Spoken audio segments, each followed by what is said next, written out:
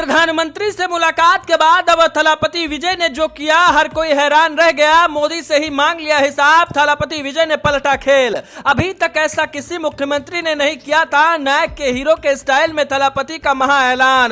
दिल्ली हैरान, लोग कह रहे हैं ऐसा तो प्रधानमंत्री चाहिए। तमिलनाडु की राजनीति में एक ऐसा बड़ा उलटफेर हुआ है जिसकी उम्मीद किसी ने नहीं की थी। मुख्यमंत्री बनते ही सुपरस्टार थलापति विजय ने विपक्ष को पीछे छोड़ दिया। सीधे प्रधानमंत्री नरेंद्र मोदी के सामने अपनी मांगे रखी हैं। बिना किसी संकोच के उन्होंने तमिलनाडु के हक का पूरा हिसाब मांग लिया है। आखिर विजय के इस कदम से पूरी राजनीति कैसे बदल गई है, विजय ने मोदी के सामने क्या कुछ किया है, सब कुछ जानने के लिए वीडियो को आखिर तक देखिएगा। जैसा कि आपको भी पता है कि तमिलनाडु के मुख्यमंत्री बनने के बाद थलापति विजय की पहली दिल्ली यात्रा थी। लोग सोच रहे थे कि यह सिर्फ औपचारिक मुलाकात होगी, लेकिन करीब 25 मिनट चली बातचीत के बाद जो जानकारी सामने आई उसने साफ कर दिया कि विजय फ्रंट फुट पर राजनीति खेलने आए हैं। सबसे पहले समझिए कि मोदी से हिसाब मांगने का मतलब क्या है। रिपोर्ट्स के मुताबिक विजय ने प्रधानमंत्री नरेंद्र मोदी के सामने सिर्फ मांगे नहीं रखी, बल्कि कई पुराने मुद्दों पर अपडेट भी मांगा। यानी जो फंड लंबित हैं, जिन प्रोजेक्ट पर काम अटका हुआ है, जिन मामलों में केंद्र से मंजूरी चाहिए, उनकी स्थिति तक पूछ ली।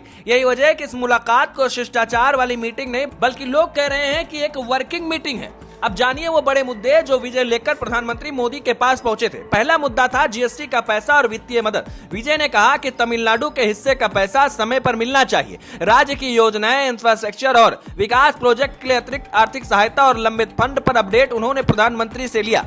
वहीं दूसरा मुद्दा रहा नीट परीक्षा का। तमिलनाडु में नीट हमेशा बड़ा राजनीतिक मुद्दा रहा है। विजय ने छात्रों के हितों की बात उठाई और केंद्र से इस मामले में समाधान निकालने की मांग रखी। तीसरा बड़ा मुद्दा है मेकेदातु बांध विवाद। कावेरी नदी पर कर्नाटक के प्रस्तावित इस प्रोजेक्ट को लेकर विजय ने साफ रुख दिखाया है। उन्होंने कहा कि तमिलनाडु के किसानों के हित में समझौता नहीं होगा। मछुआरों की सुरक्षा की जिम्मेदारी की भी बात उन्होंने उठाई और सबसे बड़ी बात, उन्होंने लंबित परियोजनाओं को लेकर बात की। लंबे समय से तमिलनाडु में कई सारे प्रोजेक्ट मिट्टी में मिले पड़े हैं, कुछ हो नहीं रहा है और यही वजह रही कि प्रधानमंत्री नरेंद्र मोदी के सामने थलापति विजय ने सारी बातें रखी। उनको उम्मीद थी कि शायद सब कुछ अच्छा होगा और एक बार फिर तमिलनाडु के लोगों के लिए बढ़िया चीजें निकलकर सामने आएंगी। कहा जा रहा है कि प्रधानमंत्री नरेंद्र मोदी से पूरा हिसाब किताब थलापति ने लिया है।